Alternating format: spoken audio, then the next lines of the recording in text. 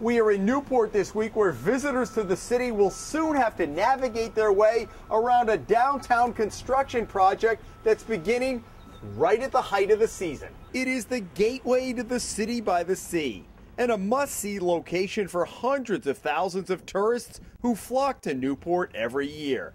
But Washington Square is about to get a makeover, just as those tourists are arriving. We all want this project done. It's for the betterment of the community. It's the timing and the lack of what I consider consideration for the business community, that this being done at the height of the season. Since the mid-'70s, Richard Big E Korn has owned Yesterdays in the heart of Washington Square. Korn sits on an advisory committee that has overseen 3 phases of construction in and around the square. When it comes to timing, he says officials have had a tin ear. They're going to begin right after July 4th. Busiest time in Newport, right? Economically, as you know, and everybody knows, the country is not in any shape to lose business. The state is not in any shape to lose revenue. We're talking about sales tax money, but we're also talking about word of mouth. If you drive into a community and the whole community is under construction, and it's your period, your window that everybody, your employees, have a chance to try to get some money to pay for education, to pay for their, make their expenses, and you have a threat to that economy, which is construction, because people will bypass construction. They say, we'll go next year, or that it's too much of a hassle. We knew it was coming. We're excited to have it actually finished because of what it's going to do for the square and for the, the businesses and the tourism. But the timing of it is really what we find so disconcerting. 2 doors down, Bill Laridis manages Jonathan's Ocean Coffee Roasters, which relies on the foot traffic passing through the heart of the city.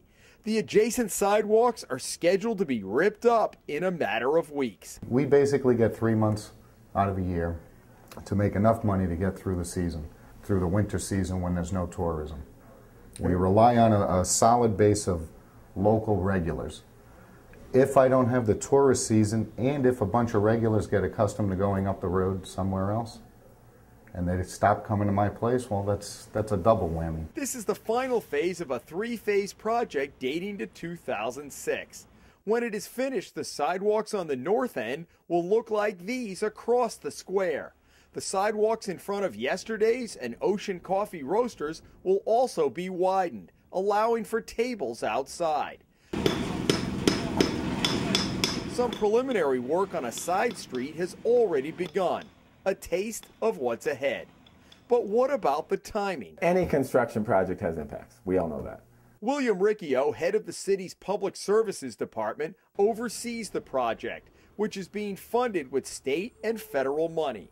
Riccio says because of that, the city had to wait until the money was authorized in March before going out to bid, which pushed the start date back to late spring. Once the city received the bids, we had to analyze the bids, send them up to DOT for analysis, and basically we also then had to get approval from the state in order to proceed with the award of the contract. But this is a project that's been years in the making. Even the phases were planned out even before you came here. We did our best to push, but when you're working with so many government agencies, you have to, the monies have certain requirements. What has been the effect on your business? You've done estimates, when that sure. construction was done across the street, it was in $100 and something thousand that we saw loss in income for the period that was there, which we're still recovering from. I mean, you don't make that kind of money up because Newport, unfortunately, is not a year-round community anymore for business. Why can't you begin this the day after Labor Day? Why can't we? Because it's already been advertised with, and I'm not going to say the window, but we've set a completion date. Was there any consideration given to, let's do April, May, June? Let's take a break for July and August and gear up again after Labor Day. I'm not going to say, if that was the goal or the intent, if we look back at the weather of April and May this year, we would have been lost because we had so much rain. So, I mean, I think you can you know, you can only plan so much, and there are lots of uncontrollables, the weather being one of them. Korn said when a previous construction phase ran into problems, the city wound up putting Jersey barriers at the base of the square, where it intersects with Thames Street. What did that do for business?